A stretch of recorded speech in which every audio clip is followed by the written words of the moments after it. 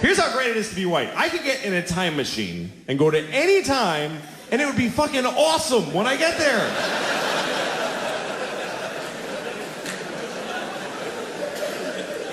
That is exclusively a white privilege.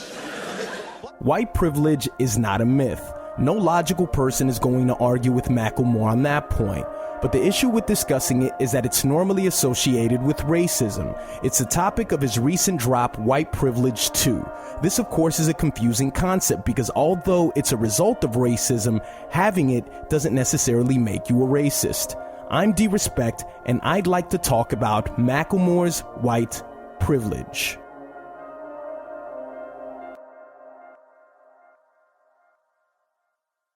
Let me put you on to a little secret that's not really a secret. We all have privileges. As men, as women, white women, Latino, black men, in every facet of American society, we all have our specific privileges. But of course, we're condensing it to hip-hop. Have a think about this. If Azalea Banks made To Pimp a Butterfly, do you think it would have gotten as much critical acclaim? Probably not. Wouldn't be as popular. Most would have dismissed it because she's a female rapper. You see, because hip-hop is made up of mostly men. It's just the way the culture was created, so male rappers receive male privilege. Can any male rapper flaunt his sexuality all over the place like Nicki does? Probably not. It wouldn't be as tolerated. Most would find it off-putting because women can be overtly sexual on a constant basis. Female rappers receive female privilege. A biracial rapper like Drake can say certain things that a white rapper like MGK shouldn't. Biracial rappers get biracial privilege. And as it goes on and on, the less significant some privileges become. Like NY rappers are taken more seriously than rappers from, say, Alabama. Simply because they come from the birthplace and it gives them a sense of prestige. So East Coast rappers get East Coast privilege. Now let's talk about Macklemore's privilege. There was obviously a time in our recent history where laws that devalued blacks and praised whites were considered constitutional. The Jim Crow laws ended in the 1960s. That's a historical blink of an eye. Now you take that very same mental conditioning and it trickles down into rap music.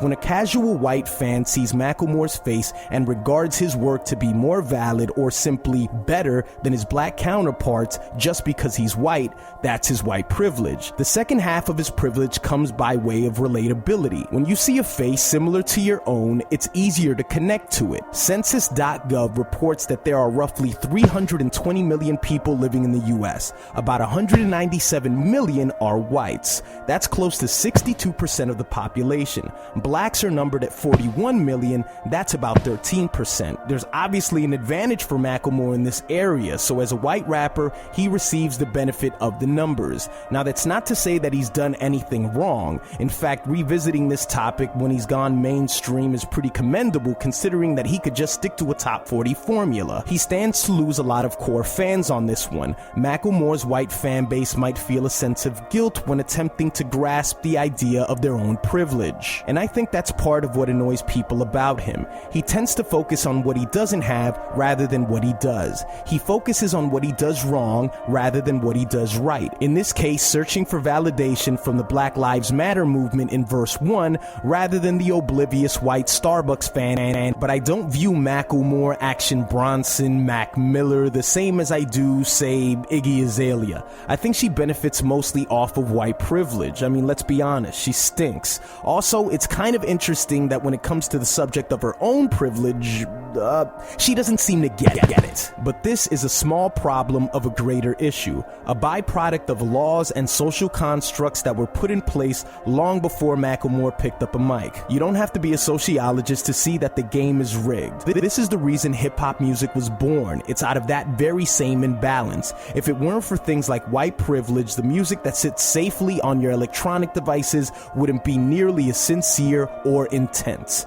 In fact, I would argue that it's better because of it. I can go to any time. In the past, I don't want to go to the future and find out what happens to white people because we're going to pay hard for this shit. You got to know that. We're not going to just fall from number 1 to 2. They're going to hold us down and fuck us in the ass forever. And we totally deserve it. But for now, whee!